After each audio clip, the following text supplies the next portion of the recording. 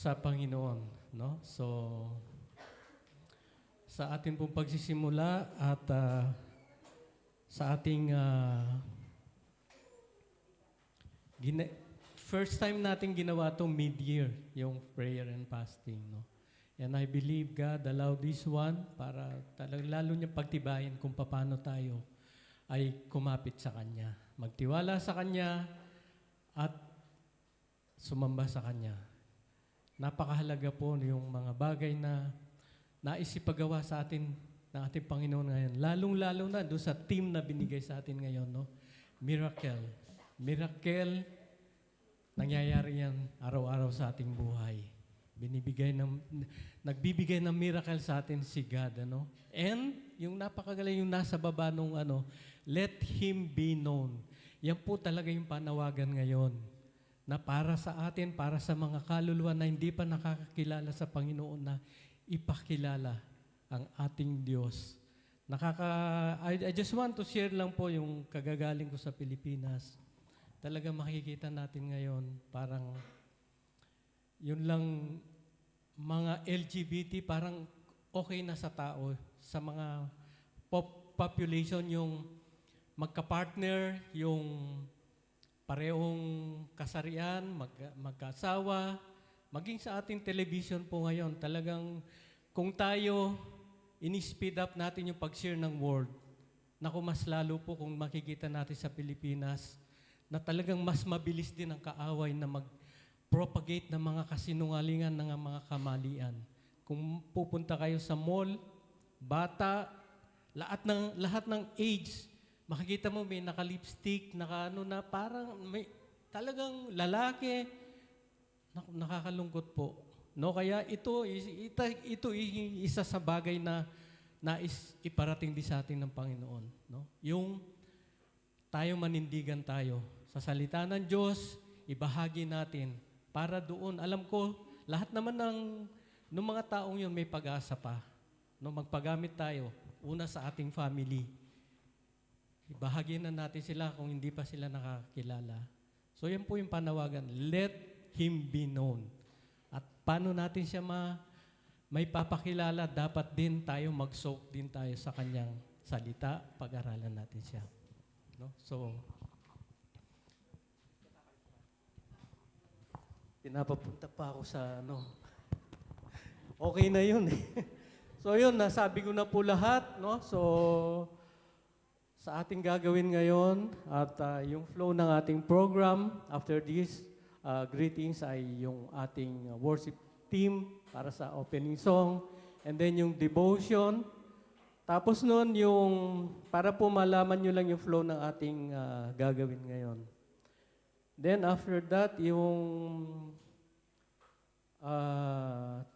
20 minutes grouping. So, pag-uusapan natin kung ano yung nakita natin, narinig natin, nagrema sa atin, doon sa message, devotion, at saka yung mga pinorward na article, yung binabasa natin in advance. No? So, nandun lahat yung mga pag-uusapan.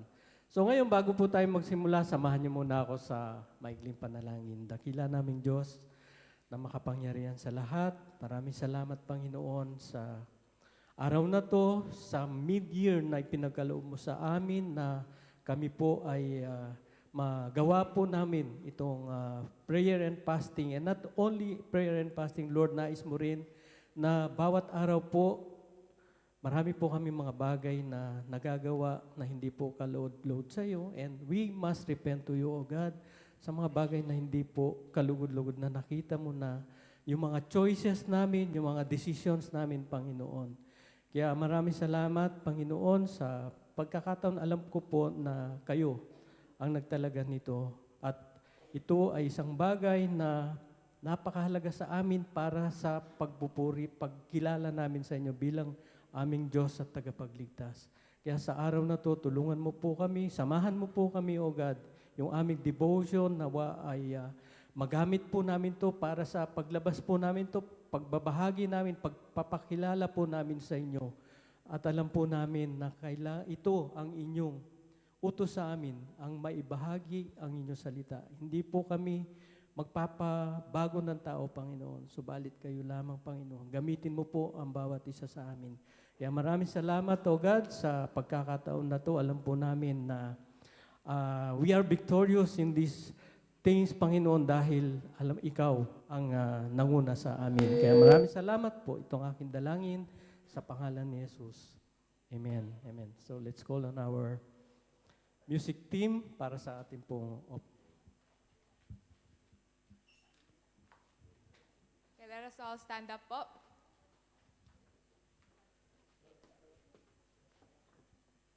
Amen. Good evening po sa ating lahat. Good evening. Good evening. Good evening. Good evening. Ayun. Okay po. Pwede po ba natin sabihin, Jesus, napakabuti mo. Jesus, napakabuti. Amen. Pwede po ba natin sabihin, luwalhati. Papuri. Pasasalamat. Ay sa iyo lamang. Amen. Kantahin po natin itong pagsamba sa Kanya dahil deserve niya lahat ng papuri at pagsamba na nanggagaling sa ating puso. Amen? Amen. Woo! Okay. Amen. So let's...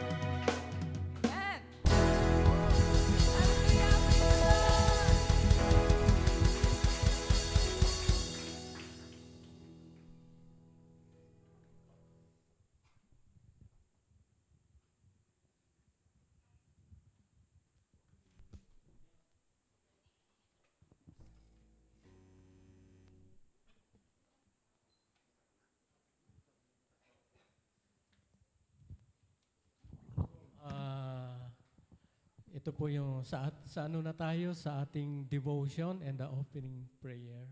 So, please be seated para sa ating let's call on Pastor Vic.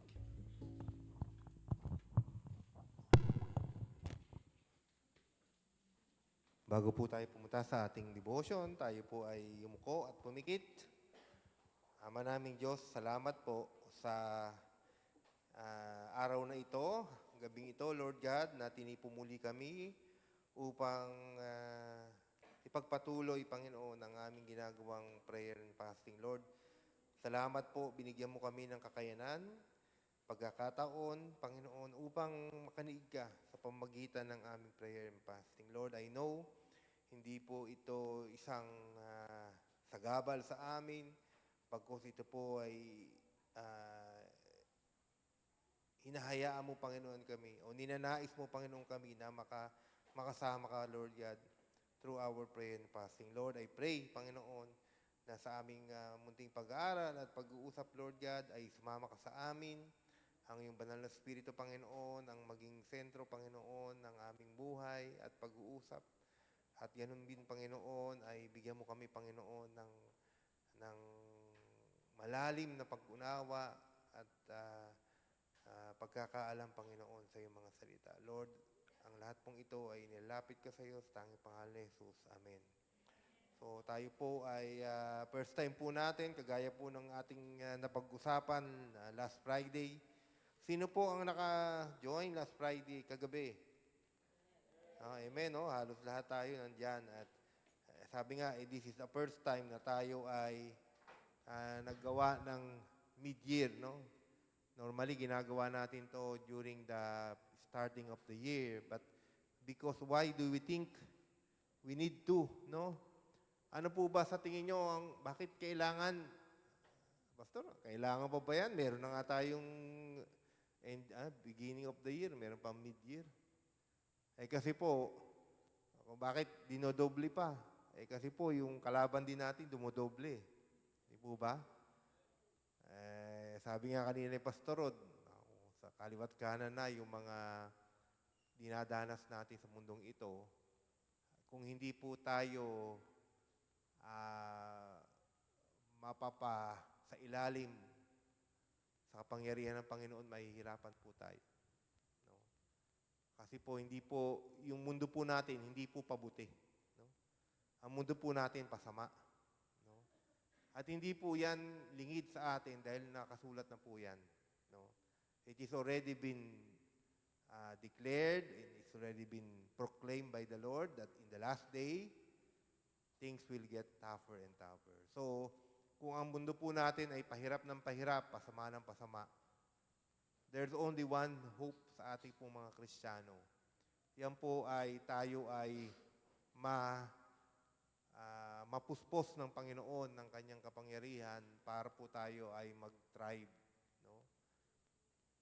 Mag-endure, mag-thrive sa mundong ito. Mga kapatid, hindi po madali, no? Ang laban, no?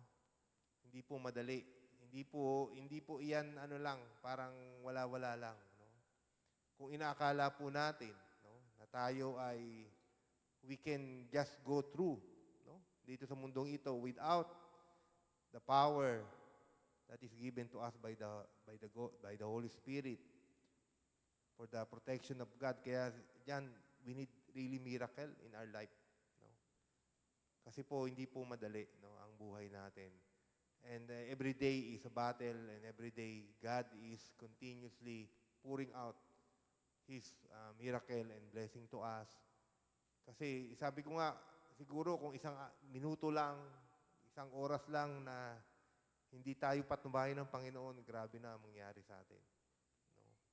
Dahil sa sobrang dami ng mga pwedeng mangyari, dahil sa kasamaan nga ng mundong ito. So ngayon po, tayo ay dadako sa ating pag-uusap, ating devotion, sa last devotion natin, about the deliverance, no? So, dinefine po, wala pala akong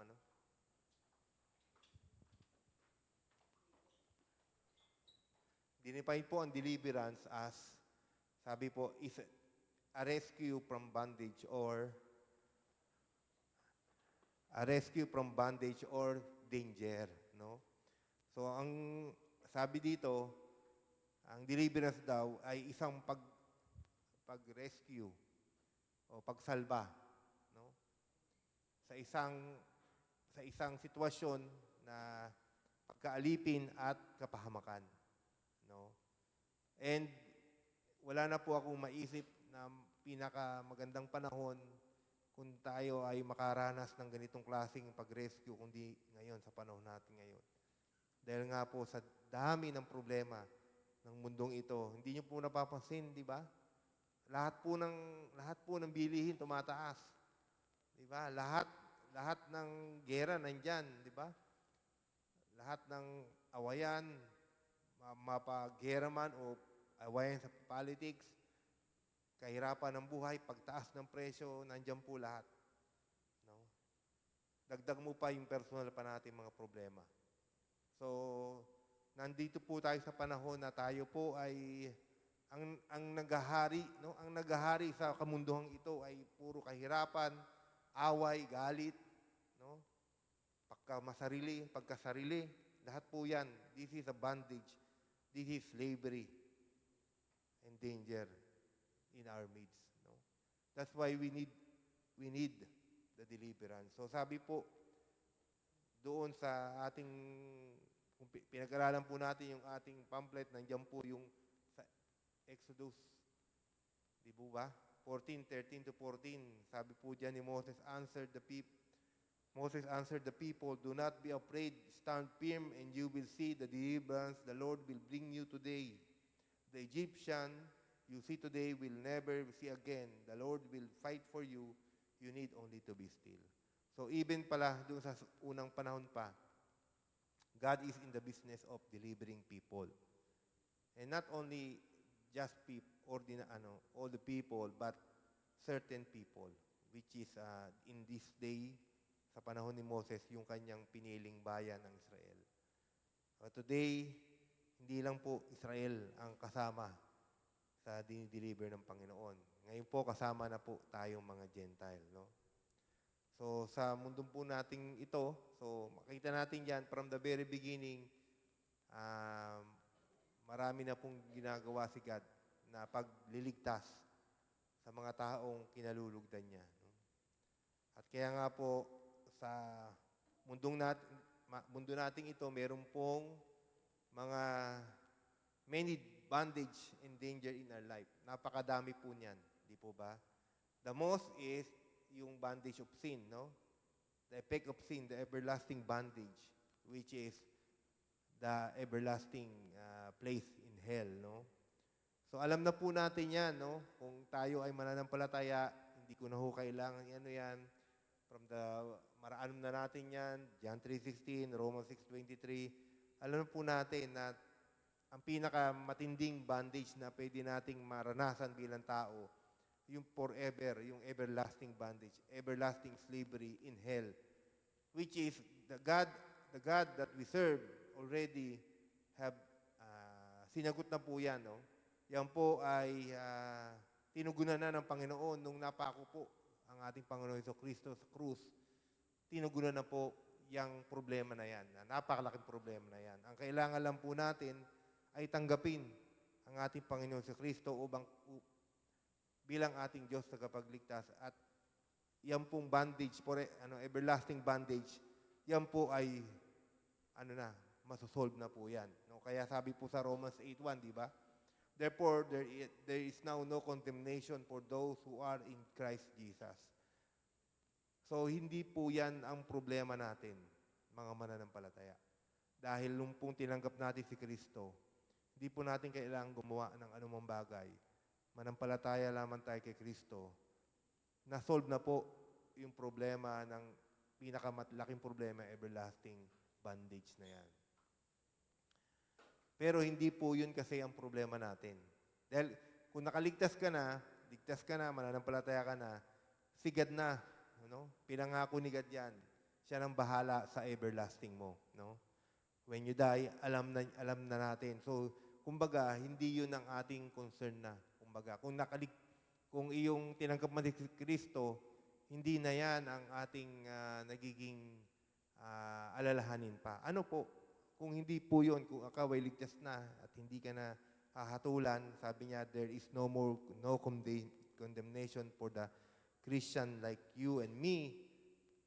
Ang talaga pong problema natin, since we are still living in this world, the main concern in our life is the bondage and danger of this world.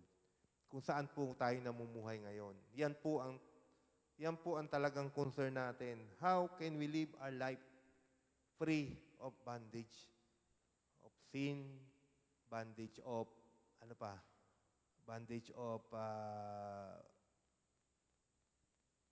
financial problem, no? Bondage sa relationship, yung family, no? Yung marami po ang mga nagiging nagpapahirap po sa buhay ng isang tao. Kaya po kung minsan, di ba, ang mga Christian na sinasabi, dapat, kasi ako naniniwala, no? Ako po naniniwala, buong puso ko naniniwala, no? Kung ikaw ay tunay na Christian, hindi ka dapat nakakaranas ng buhay na kagaya ng nararanasan ng hindi Christian. In a way, hindi ko sinasabi na hindi ka magkakaroon ng mga pagsubok, pero hindi ka lugmok. Diba? Hindi ka hirap. Dapat. Hindi ka dapat wasak. Dapat po buo ka. Dapat po nai-enjoy mo yung buhay mo araw-araw.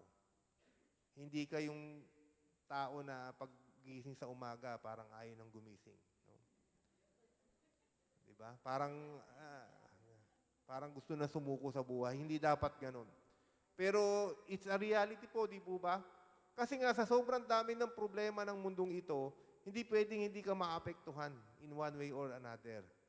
But ang sabi po kasi ng Biblia sa Galatians 1:4, Jesus gave His life for our sin. He set us free from this evil world. That was what our God and Father wanted. So kaya kasama po pala sa pagbibigay ng buhay ni Jesucristo, hindi lamang po ang eternal life. Nung binigay niya ang kanyang buhay sa krus, kasama po ang ating paglaya sa mundong ito. Kaya nga sabi ng talata, di ba? If the Son set you free, you are free indeed. So dapat po maging malaya tayo sa pahirap, no? Sa kahirapan ng mundong ito. Posible po ba 'yon? Pastor, di ba, sabi na, nabubuhay nga tayo. Pwede ba yung lahat ng mundo, halos sa tao ng mundo na nahihirapan, nagdudusa, pero tayo hindi? Tingnan po natin. Doon po sa ating pag-aaral, makikita po natin yan. No? Mamaya po ay himayin po natin yan. Pero sabi nga rito, sabi po sa 2 Peter 2:9, since all this is true, then the Lord knows how to save godly people. He knows how to keep them safe in time of testing. The Lord also knows how to keep ungodly people under guard. He will do so until the day will be judged and punished. Linaw po ang sabi ni Pedro, no? The Lord knows how to keep them safe in times of testing. Sino po yung them? No? Yung mga godly people. Alam po ng Panginoon kung paano niya tayo i-keep protektahan sa mga problema ng mundong ito. Hindi po niya kailangang alamin o hindi po niya kailangang i-discover kung paano tayo poprotektahan, kung paano tayo itataguyod sa pang-araw-araw nating buhay, sa pang-araw-araw nating pangangailangan. Alam po ng Panginoon yan. At alam po niya ang gagawin niya. Hindi po siya nang-guess, no? Hindi siya hindi po siya nagtatry. Hindi niya tinatry. He knows. Kaya po, dapat tayo mga mananampalataya, meron po tayong ganitong klaseng pagkaunawa at pagtangkilik sa buhay natin. Dapat po naranasan po natin yan. Dapat po pinapamuhay po natin yung buhay na malaya sa lahat ng mga gawa ng kaaway. No? Sa mga kahirapan, Pastor, talagang mahirap ang buhay, di ba? Mahirap lamang po ang buhay kung nabubuhay tayo kahiwalay. Hiwalay po sa kalooban ng Panginoon. Pagka po tayo ay patuloy na namumuhay ayon sa kalooban niya, sabi nga ng talata, alam ng Diyos kung paano ka pagpapalain. Alam ng Diyos kung paano ka iingatan. Hindi po siya, hindi siya, wala siyang kakulangan, wala siyang kahinaan. No? Kaya lang, ito nga po ang challenge kasi, di ba? Ang challenge is because we can see it. Ang problema po, Pastor, kasi, oo nga, alam ko naman na ingatan ako ni Lord. Alam ko naman, poprotektahan niya. Alam ko na, poprovide niya yung pangangailangan. Pero nakita ko, Pastor, laki ng gastusin namin, ang laki ng babayarin namin. Di ba? Tapos, ang liit-liit lang sweldo ko. Nakikita ko, Pastor, ito yung pangangailangan, ito yung pumapasok. Totoo po yan, no? Naririnig din natin, di ba? Narinig natin, magtataas na naman ang presyo ng ganito, magtataas na naman, di ba? Nararamdaman natin, di ba? Sa araw-araw natin, ang hirap ng buhay. At kuminsan, itagiging alalahanin natin. No? Hindi po talaga madali. May challenge po sa pagtitiwala sa Panginoon, sa mga promise ni God. May challenge po. Kaya lang, hindi lang po tayo ang nakaranas nito. Sa buong mundo po, sa buong panahon, hindi lamang po tayo ang nakaranas nito. Pero, kung titignan po natin from the beginning, di ba? Kahit naman yung panahon ng New Testament, andyan na rin po yung mga ganyang klaseng suliranin. Mas higit pa nga. Pero makikita rin natin kung paano, dun sa ating pinag-aralan, kung nagbasa niyo yung sa Acts, paano pinagtagumpayan ng mga mananampalataya noong unang panahon. Yung pong danger, slavery and danger ng buhay. No? Tayo po, mapalad pa nga tayo kasi ngayon, we are free. No? We are free to serve the Lord. We are free to study. We are free to pray. No? Unlike ng mga early Christian, talagang tinutugi sila. So kung ikukumpara po yung ating katatayuan ngayon sa katatayuan ng mga early Christian, mas mahirap po yun sa kanila. Pero ang tanong, na-enjoy ba nila? Naranasan ba nila yung buhay na malaya? No? Yun ang tanong eh. No? And then, titingnan po natin yung isa sa example. Doon po sa ating pinag-aralan. Sa Acts, di ba? So, si Paul and Silas po, doon sa ating teksto, doon sa ating sa Acts 16, alam natin na sila rin ay naka-experience ng pareho nating sitwasyon. Kung hindi pa mas malala. No? Kasi po, si Paul at Silas, mga po yan, misyonaryo po yan, di ba? Hindi po sila, wala po silang permanenteng bahay. Lagi po silang on the go. Wala po silang permanenteng trabaho. Di po ba? Bukod pa doon, lagi pa silang pinag-iinitan ng mga tao. Di ba? Kagaya po na nangyari dito, no? Sa kwento po niya na kung saan si Paul at Silas po, wala pong ginagawang mali, no? Wala po silang ginagawang masama. Pero anong nangyari po sa kanila? Napag-initan sila ng tao na nadisturbo yung kanyang negosyo dahil sa ginagawa niya negosyo dun sa yung babae na nanguhula. Dahil nawala yung pinalaya ni Pedro, ni Paul, yung babae sa espiritu ng kaaway, nawalan ng trabaho, negosyo yung amo, pinag-initan po sila. Alam niyo po, wala po silang ginagawa. Pinalaya lang nila. Gumawa lang sila ng mabuti doon sa babae. Pinalaya siya sa espiritu na hindi maganda. Anong nangyari po sa kanila, hinagupit po sila. They were flogged, no? Tapos, hindi lang kinulong pa. No? Biruin nyo, pag-iisipin mo, ikaw gumawa ka ng mabuti sa kapwa mo, tapos hahagupitin ka pa, ikukulong ka pa.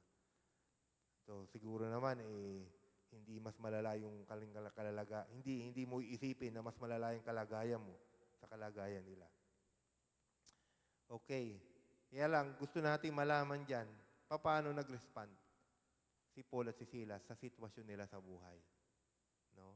They are under the danger. No? Ano po ang respond? No? Doon po sa verse 25 ng chapter 16, ang una pong respond ni Paul at Silas is, they pray and worship the Lord. No? Sa verse 25 po, sabi diyan, about midnight, nasa kulungan na po sila, tapos na po silang hagupitin. Nasa midnight, nakakulong po sila, nakakandado. Midnight, Paul and Silas were praying and singing hymns to God, and the other prison were listening to them. So, kung titingnan niyo po, ikaw, wala kang kasalanan, kinulong ka, hinagupit ka. Tapos, ang una mong gagawin, nakakadena ka na, ang gagawin mo, mananalangin ka, magpupuri ka sa Panginoon.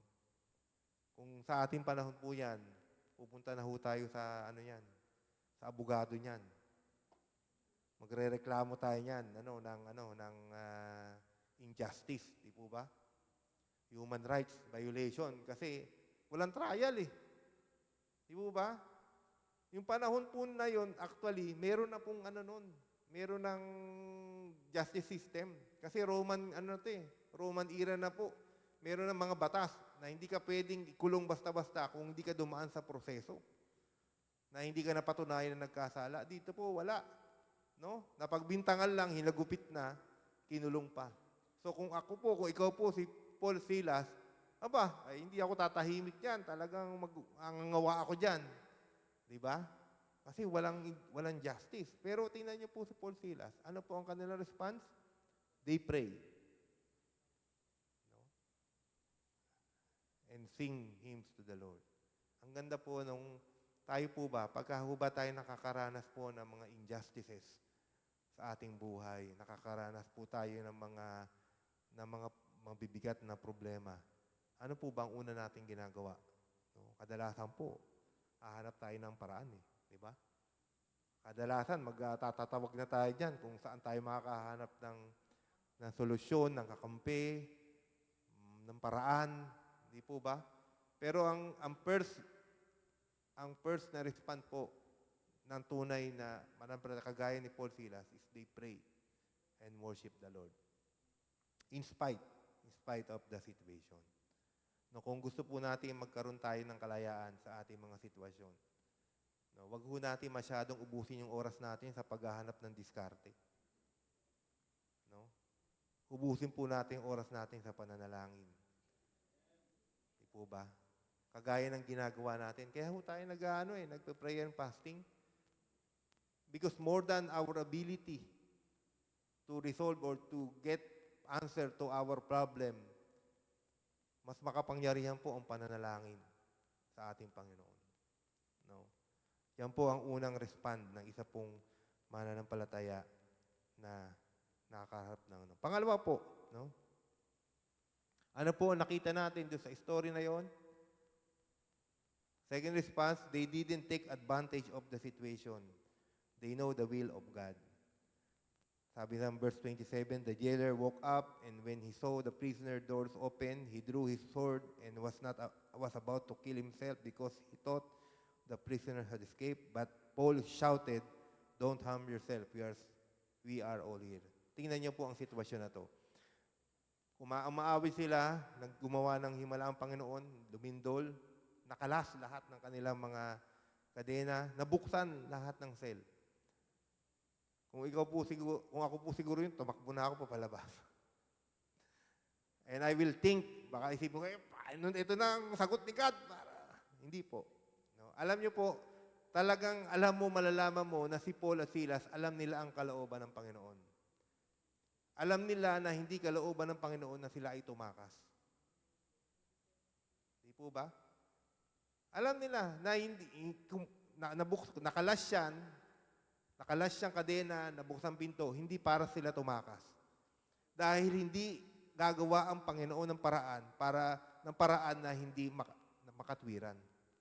Ang pagtakas po sa bilangguan na hindi po tamang paraan. Hindi po ba? Yung pong ating kumbaga, kung meron tayong, umisa ho kasi, di ba? May problema tayo sa pera, tapos biglang magkakaroon ng opportunity para kumita ka ng malaki. Sometimes, ginagrab natin yan kahit alam natin hindi ayos. Di po ba? Kahit alam natin may problema doon sa pagkita na yan, i-grab natin yan. Dahil hindi, siguro ito na yung opportunity na binibigay ni Lord para masolve ko yung problema ko sa pera. Tingnan nyo po, wag po tayong basta gagrab. Kasi maaaring ginagamit din yan ng kaaway para tayo magkamali. So pagka po may problema, alalahanin po natin, ang solusyon ng Panginoon sa ating mga problema, laging nasa tama. Hindi po siya magbibigay ng solusyon na nasa mali. No? Kaya po ito sila Silas, tsaka si Pablo, kahit na po nakalas sila, hindi po sila tatakas. Dahil alam nila, hindi yun ang kalooban ng Panginoon. Kaya, pero anong reason? Nakita po nila na ang dahilan kaya sila nakawala para maipakita dun sa head of the guard that the God that they serve is alive and powerful. At dahil po doon, na-convince nila. No? Alam niyo po, kung tayo po ay hindi gagawa ng mga paraan na hindi kalooban ng Panginoon, bagkus hahayaan natin ang Panginoon ng kumilo sa ating buhay, makikita ng ating mga kaibigan, kamag-anak, na ang Diyos nating pinaglilingkuran ay buhay, sila po ay ating mahihikayat at makilala ang Panginoon. Pero kung hindi po makikita sa atin yung pagtitiwala sa Panginoon natin sinasama, mahihirapan po tayo, no? Kahit po anong galing mo magsabi ng memory verse sa kanila, o hindi po nakikita sa buhay ninyo, yung pong ginagawa ng Panginoon na himala sa buhay mo, hindi nila nakikita, wala po silang paniniwalaan, o hindi ho sila mahihikayat na magtiwala din sa Panginoon na sinasamba natin. Di po ba? Kailangan po magsimula sa atin, makita sa ating buhay. Ang hirap po mag-share, di ba? Mag-share ka, magtiwala ka sa Panginoon. Saan ba, may pangangailangan ka, magtiwala ka lang sa Panginoon, sa pangangailangan mo. Tapos nakikita, ikaw nga, dahil mo utang eh. Di po, ang hirap ng ganon kasi hindi mo maipakita na ang Diyos ay buhay. Kaya po kailangan tayo, mga mananampalataya, kailangan maranasan natin yung deliverance talaga from these things in the world. Para nakikita nila na itong pinsan kong ito, itong kaibigan kong ito, hindi siya ganun ka, sobrang sa trabaho, hindi siya ganun ka sa pera, pero bakit parang hindi siya naghihirap? Gusto mo pong bigyan ng ganyang klaseng kaisipan yung mga kaibigan mo? Di po ba? But itong mag-asawa na to, hindi naman to mayaman, pero ang saya-saya nila. Di ba? Hindi naman sila katulad ko na around the world, pero sila, yung pamilya nila, ang saya-saya. Ganun po ang gusto ipakita natin dito. Sila Paul at Silas po, gusto nila ipakita doon sa pinuno ng tagabantay na there is a God. The God that they serve is able to deliver them. No? Sabi ko ba, kaya ng aming Panginoon na palayain kami. No? Nakita po yan. Kaya po yung gwardiya, ganun na lang po yung kanyang pagtitiwala. Kasi in his own eyes, nakita niya. Sana po tayo nakikita rin sa atin yung deliverance from the Lord. Kasi magagamit po natin yan to, di ba? Makahikayat po yung iba. And number three po, may 20 minutes na ba ako? Madali na lang po. Number 3, dapat maintindihan natin that God deliverance is inevitable. So, ang ibig sabihin niyan, when it was daylight, the magistrate sent their officer to the jailer with the order, release those men. The jailer told Paul, the magistrate have ordered that you and Silas be released. Now you can leave, go in peace. So, tingnan niyo po, kahit hindi po sila tumakas, sila po ay pinalaya. Bakit po? Kasi hindi po pwedeng pigilan ng ating Panginoon sa pagligtas sa atin, sa pagpapalaya sa atin. Pinangako ng Panginoon na tayo i-deliver niya, gagawin po niya yan. Hindi po pwede yung hindi manangyari. Pag sinabing inevitable, ito po ay mangyayari sa ayaw natin at sa gusto. Di po ba? Pigilan man ng kung sino makapangyarihan tao yan, hindi po yan mapipigilan. Because ang pangako po ng Panginoon na kaligtasan na pagpapalaya sa atin ay tunay at hindi kayang pigilan. No? Kaya po, sabi nga, di ba sa promise ni God, kung tayo man po ay nakakaranas ng mga suliranin, mga pagsubok, ang sabi ng unang Korinto 10:13, wala pang pagsubok na dumating sa inyo na hindi naranasan ng ibang tao. Tapat ang Diyos at hindi niya ipahihintulot na kayo'y subukin ng higit sa inyong makakaya. Sa halip, pagdating ng pagsubok, bibigyan niya kayo ng lakas upang makayanan ito upang malampasan. So lahat po ng pagsubok natin sa buhay, pansamantala. Hindi po papayag ang Panginoon na ikaw ay manatili, mabuhay sa mundang ito ng puro hirap at pasakit. Bakit po hindi niya hayaan yan? Kasi hindi ka magiging patotoo pagka ganun ang buhay mo. Kapag naging maayos ang buhay mo, maging malaya ka sa anumang mga hirap ng mundong ito, magiging ka pong patotoo sa pangalan niya. Yun po ang gusto ng Panginoon. Di po ba? Otherwise, paano tayo magiging effective witnesses? Di po ba? So kaya po, lagi nating isipin, wag po tayong papayag na ganito lang ang buhay ko. Siguro ganito na lang ang buhay na binigay sa akin. Hindi po totoo yan. Maaring pong meron lang tayong kailangang gawin, isuko sa Panginoon.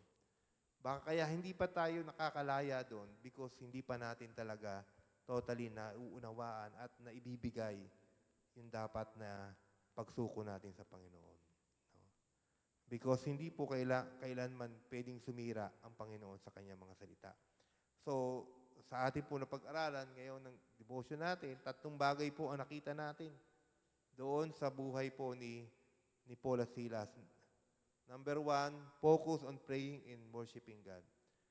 Before anything else, before anything else that you want to do para ikaw ay makalaya, focus on praying and worshiping God.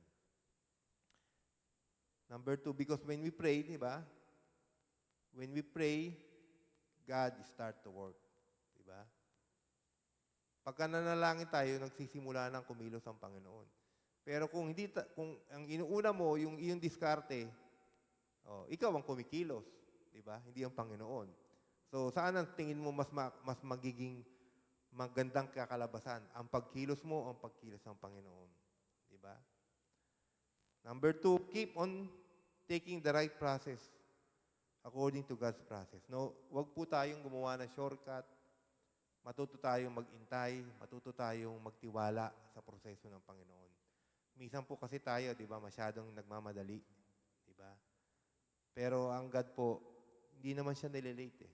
Just in time, just in time. And the last, wait for the inevitable deliverance of God. Intayin po natin dahil hindi mangyayari po. Sigurado pong ikaw ay makakalaya sa lahat ng iyong pinagdadaanan. Di po ba?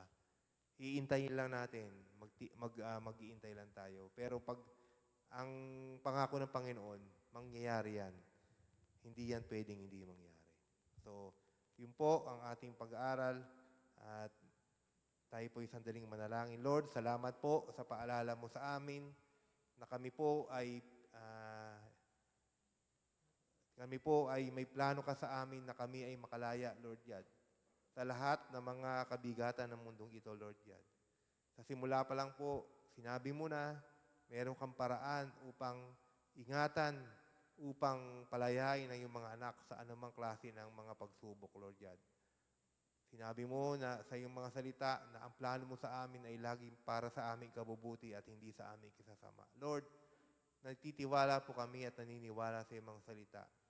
Ang kailangan po namin, ang aming dalangin, Panginoon, ay lalo pagpalalimin mo ang aming pananampalataya, iparanas mo sa aming Panginoon ang mga bagay na gusto mong iparanas sa amin upang mas lalo kami maging epektibo, Panginoon, sa pagpapalaganap ng iyong salita. Ito po ang dalangin sa pangalan ni Jesus. Amen.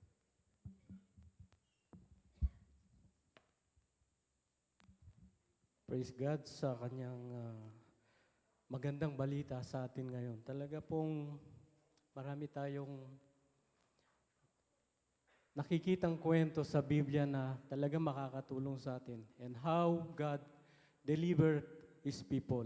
Kagaya po ng ating topic ngayon na inano ni Pastor Vic, talagang nandun yung prayer at yung perseverance na dapat magtiis, magtiyaga tayo, maghintay. No? Talagang yung nangyari kay Paul, kay Silas, hindi lang yung nabasa ngayon, yung na-shipwreck pa sila, ang daming nangyaring kaganapan sa kanya. But we learned that they were delivered by God. Even the Israelites delivered by God from the hands of Egyptian. So tayo rin, nung nakatanggap na tayo sa ating Panginoon, I believe all of us, God already delivered us and still, nandito pa tayo sa mundong ito, marami pang kaganapan and still God still delivering us from all the darkness na nangyayari dito sa mundo. So tayo po, kung yung mga nabasa natin sa Acts, sila ay mga disciples at followers ni Jesus. Tayo po ba ay followers at disciples din ni Jesus? Amen, no? So, sinabihan din ng Panginoong Hesus noon, no? Kayo ang aking tagasunod. Ngayon kayo na ang ilaw. You are the light of the world. No, marami silang magandang miracle na experience sa Panginoon.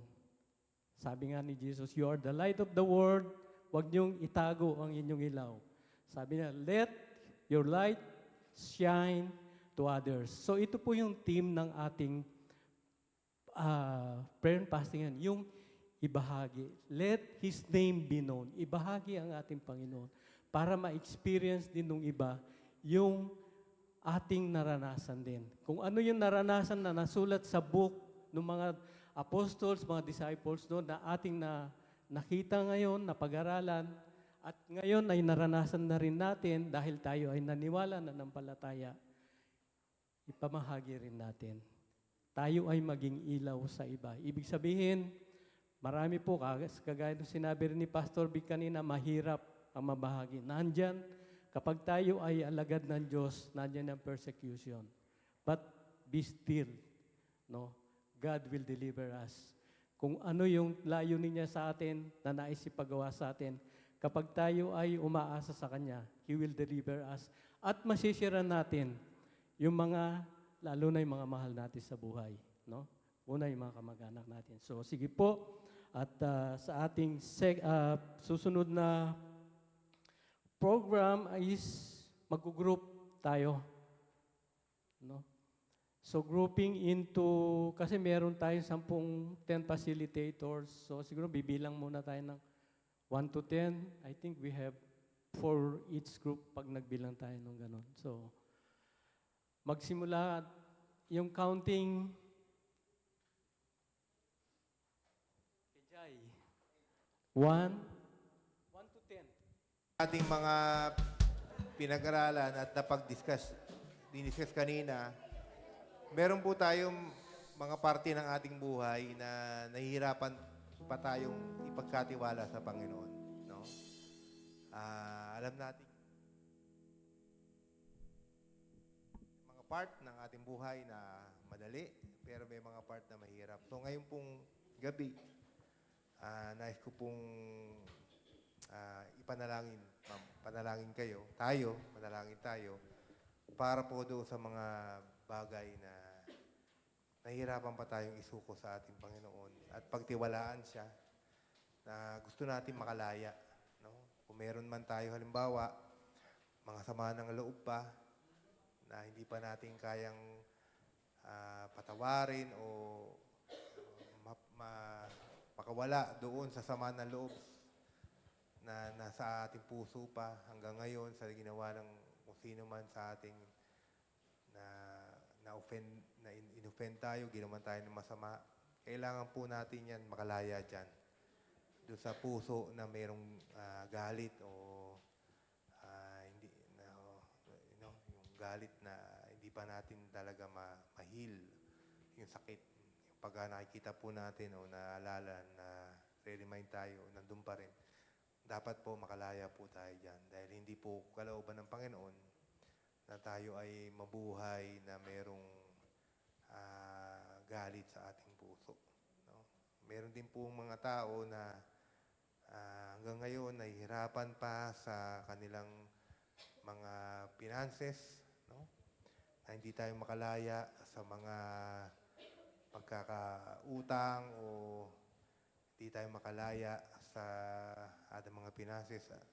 Gusto po rin ng Panginoon na tayo ay pagpalain sa bagay na yan. So, nais din po natin isuko yan sa Panginoon.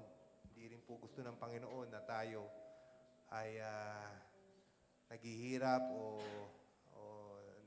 lagi na lang nangangailangan. No? Kasi po sagana po ang ating Panginoon sa lahat ng bagay.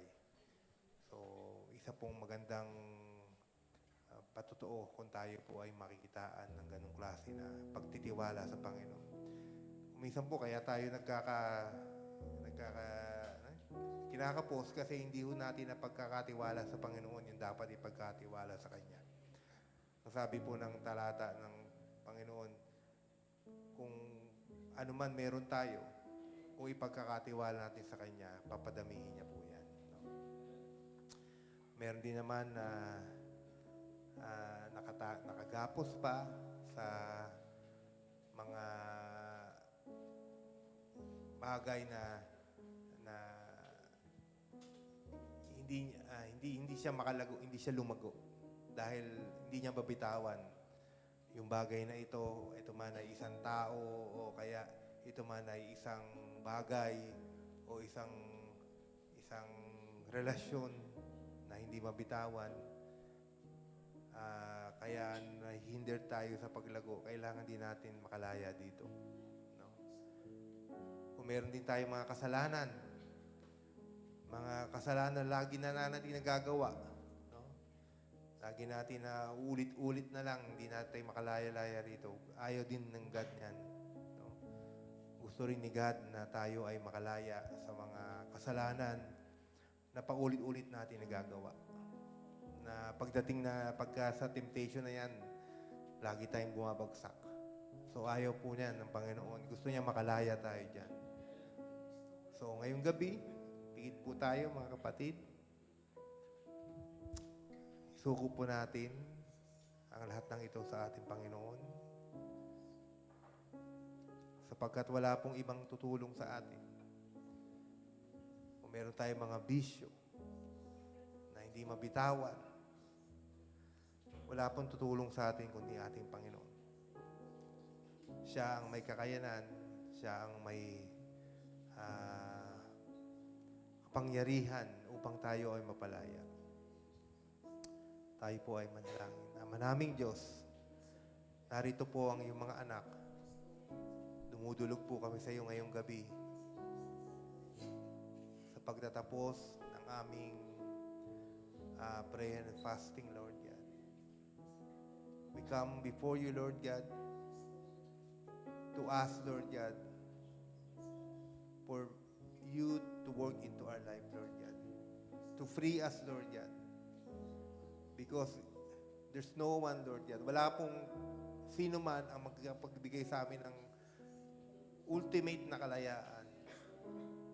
Yung tunay na kalayaan, Panginoon. Hindi po yung temporary, Panginoon. Yung tunay na kalayaan sa aming dinadanas, Panginoon, sa araw-araw. Kundi ikaw lamang, Panginoon. Panginoon, kung kami po ay nasa sa ilalim sa espiritu ng galit, Lord God. Lord, in Jesus' mighty name, Lord God. Tulungan mo kaming bitawan ito, Lord God.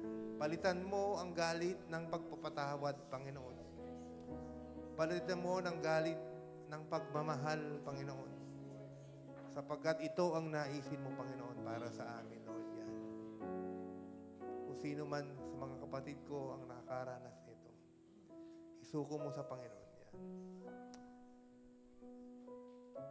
Kung meron man sa amin, Panginoon, na kami ay hindi na nakakalaya sa buhay na lagi na lang baon sa utang, lagi na lang kulang, Panginoon, na pangangailangan, Lord, nais po namin lumaya dito, Lord God. Kinikilala namin, Panginoon, ang iyong kapangyarihan, ang iyong kakayanan na mag-provide, Panginoon. Higit sa aming mga pangangailangan, Lord God. Lord, ikaw po, Panginoon, ang may-ari ng lahat ng bagay. Loobin mo, Panginoon, na isuko namin ito sa iyo, Lord God. Kung ano man ang naghihinder sa amin upang makalaya kami sa iyo, sa mga bagay na ito, mga financial problem, Lord God, only you can provide, Lord God. Only you can provide us, Lord God, in what we need. Lord, bigyan mo po kami ng wisdom on how we manage our money, Lord God. Bigyan mo kami ng kakayanan para ipagkatiwala sa iyo, Panginoon, ang aming mga ari-arian, Lord God. Lord, maliban, Panginoon, na sa amin, na ikaw ang mamahala, Panginoon. Ikaw, ibigay namin sa iyo, Panginoon, kung paano namin gagamitin ang aming mga pera o ari-arian, Lord God. Lord, doon po namin mararanasan ang tunay na kalayaan.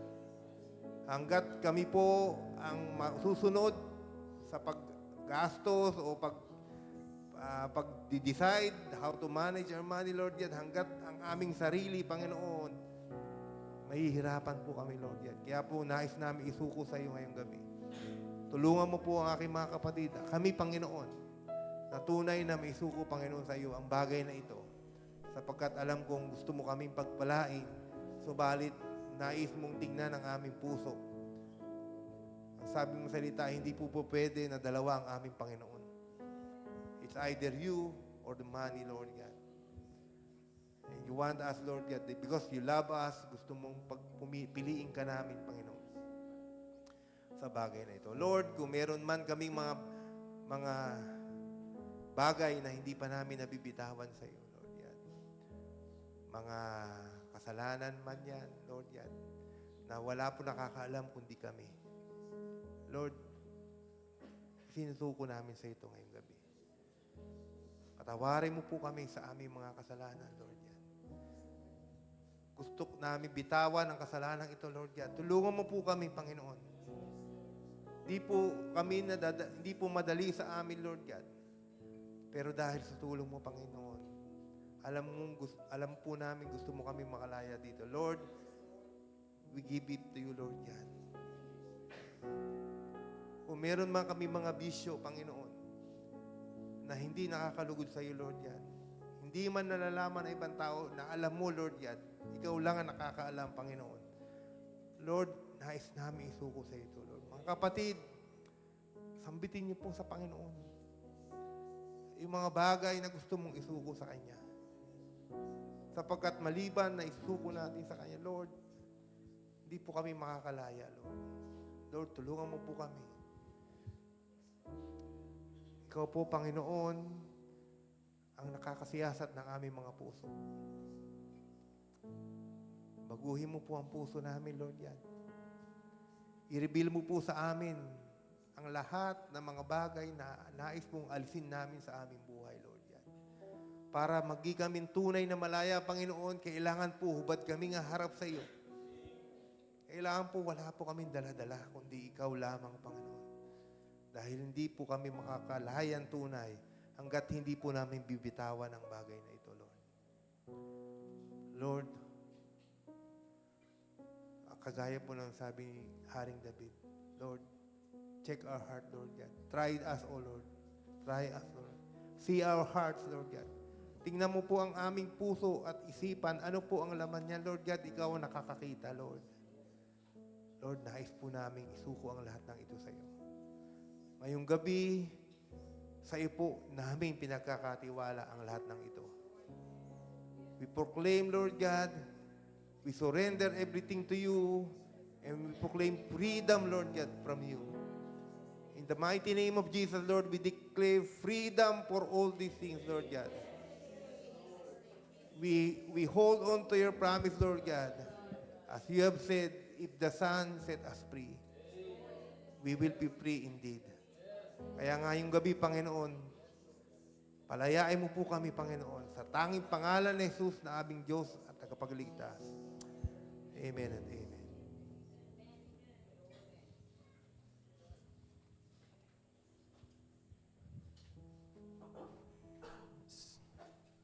ko manatiling nakatayo. And let's sing this song wholeheartedly.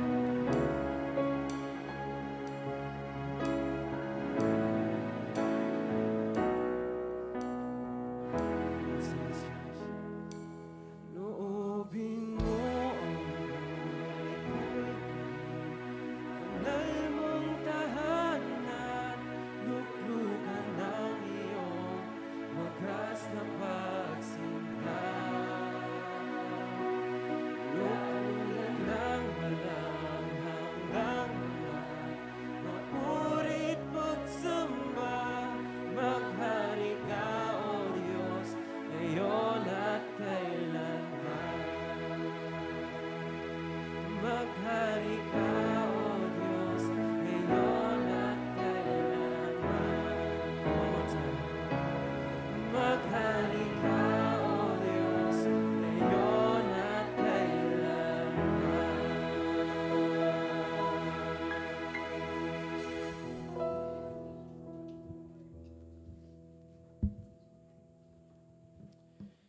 Yes, Lord, Father God, we are so grateful, Lord, that tonight we have concluded our mid-year prayer and fasting. Lord, another milestone for JFAC, O God. Lord, dahil for the first time, Lord, nangyari po, Panginoon, ang aming mid-year prayer and fasting. Pwede po ba palapan natin ang Panginoon? Thank you, Lord Jesus. Yes, Lord, we know that this is a beginning of breakthrough, Lord, in our church. And Lord, when breakthrough comes, oh God, deliverance will follow, Lord Jesus. Lord, salamat, Panginoon. Thank you, Lord, for using our pastors, Pastor Big, yes, oh God, for initiating, Lord, this prayer and fasting, Lord, in the mid-year, oh God. Salamat po, Panginoon, kay Pastor Rod, Pastor Purdy, oh God. Yes, Lord, salamat, Panginoon, sa mga leaders ng aming church. Yes, oh God. Lord, thank you for continuously imparting wisdom to them, oh God. Lord, salamat, Panginoon, for giving us a generous heart, oh God. Yes, Lord, alam po namin, Panginoon, yes, oh God, na napakaganda ng aming pinag-aralan tonight. Lord, it's about deliverance, Lord God. Yes, Lord, Panginoon, we've been looking forward, Lord God, na our church, Lord, will be delivered from any, Father God, anything that, yes, Lord, that yung Panginoon that's causing us na pinipigil, Lord, ang aming growth, Father God, as a church, as an organization, Panginoon. Lord, salamat, Father God, that you are the God, sabi nga, who sets free. Whom the Son has set free is free indeed. Amen? Once more, palakpan natin ng Panginoon. Yes, Lord. Yes, Lord. Set us free, Father God. Thank you, Lord Jesus. You have set us free, Lord. You have set the stage for us to grow, to break through, Lord Jesus. Lord, salamat po, Panginoon. Lord, keep it this way. Hayaan niyo, Panginoon, na yes, oh God, as the days go by, Lord, we will continue to grow. And Lord, we will expand, Father God. Lord, thank you for giving us a vision, Lord, that our church, JFAC, Lord, will expand to other territories, oh God. Your kingdom, Lord. Lord, we believe in our hearts, Lord, that another JFAC church will be born, Father God. Will be started somewhere, Panginoon. Lord, alam namin, Panginoon, it's very soon, Lord God. Lord, I can feel it, I can sense it, Lord God. Lord, that, yes, oh God, very soon, Panginoon, another JFAC church will be born. The reason why I believe it, oh God, because when the church travails, when the church, parang yung isang babae na nanganganak, na nagle-labor and experiencing pain and suffering, but you know what? The fruit, the outcome will be more than us, more than what we have been expecting. Can we give a clap offering to our Lord? Yes, oh God. Lord, continue to excite us. Yes, oh God. Continue to ignite the fire in our hearts. Yes, oh God. Alam po namin, Panginoon. Yes, oh God, that we have a God who is watching, who is in full control of the situation, Father God. So alam namin, Panginoon, Lord, that this is a victory for our JFAC Church. Salamat, Panginoon. Natapos po namin, Father God, after 2 days, Lord, that we became hungry and weak in our flesh. But Lord, sinabi niyo, Panginoon, when you are weak, then I am strong in your behalf. Amen. Praise God. Salamat, Lord. When we cannot do anything for ourselves, your power will manifest in our midst. And we'll say, I will do whatever you want in my favor, in giving you favor. Salamat po, Panginoon. Thank you, Lord Jesus. Lord, alam po namin, marami kayong pangako sa amin. Lord, very soon, JFAC Katsaday Church Building will start. We claim it, Father God. That's one of our prayer requests. That's one of the reasons why we are fasting, Lord. Because we have a desire, Panginoon. We have a heart, Lord God, that beats, yes, oh God, for you, Panginoon. Salamat. Salamat, Lord. Alam po namin, Panginoon, na, yes, oh God, yung mga pangarap namin, Panginoon, ay matutupad, Lord God. Dahil, Panginoon, we have a God who is sovereign, all-powerful, omnipotent, omniscient. You know everything, Father God. You know what's the best for us. All we have to do is just cooperate, Lord. We just cooperate to you. Salamat, Panginoon. Lord, I thank you for giving this wonderful organization, this wonderful JFAC family. Lord, we are here. We are 3 churches, Father God. Isn't that a wonderful thing to be joined together in prayer, in one accord, in fasting, and praising the Lord. Thank you, Lord Jesus. Salamat po, Panginoon. Thank you, Lord. Napakaganda, Panginoon, ng inyong ginawa. Though many are not here, but Lord, sabi nga, in the few people that is faithful, Lord, you will work, you will manifest your power, and people will be surprised. Kahit, Panginoon, kami ay konti lang, Lord, it doesn't matter because you are the God who is the God of the underdogs, Panginoon. Yung mga were in fact like kay Gideon, Panginoon, you reduce their number because in the few faithful people, your miracle will work. Amen. Palapan natin ang Panginoon. Thank you, Lord Jesus. Hallelujah. Hallelujah. Hallelujah. Lord, salamat. Salamat po, Panginoon. Salamat, Lord. I thank you for this JFAC family, oh God. I thank you, Lord, sa congregation na nandito ngayon. Yes, oh God, bless us, bless each one of us. Dismiss us with your loving kindness. Woo! Hallelujah, Lord. Kakain na po kami, Panginoon. Lord, yes, oh God. Thank you, Lord Jesus. After 2 days, Lord God, we did not eat anything but liquid or whatever, Panginoon. But Lord, thank you, Father God. You sustained us. You gave us the strength na matapos po namin ito, Lord, ang aming pong 2 days fast. Thank you, Lord Jesus. How wonderful is your name. How wonderful is your word. Yes, oh God. Now unto Him who's able to keep us from stumbling and to present us faultless before His glorious presence with great exceeding joy.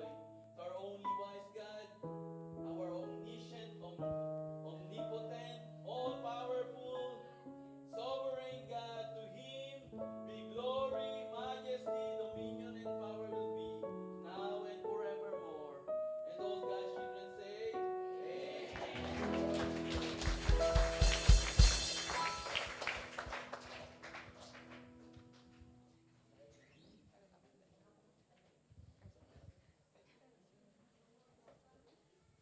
Amen. Amen. So for our ending, our concluding, let us worship once again our living King and our Savior. Amen. Amen.